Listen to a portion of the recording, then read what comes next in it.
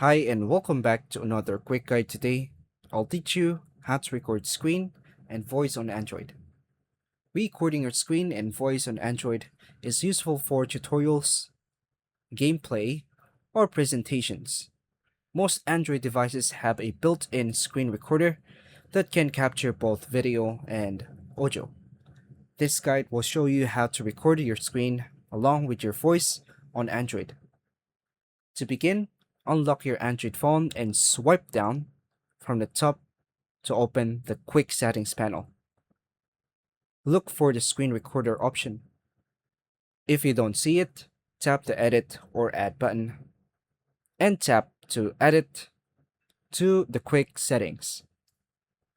Tap Done or Save. Tap and hold Screen Recorder to start setup. Choose the recording settings like screen, audio, etc.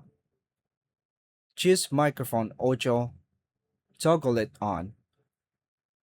Toggle on media to record your phone sound. Find screen recording again in the quick settings panel. Tap start screen recording to start. Wait for the countdown to begin recording if there's any. Perform the actions you want to record on your screen, such as opening an app.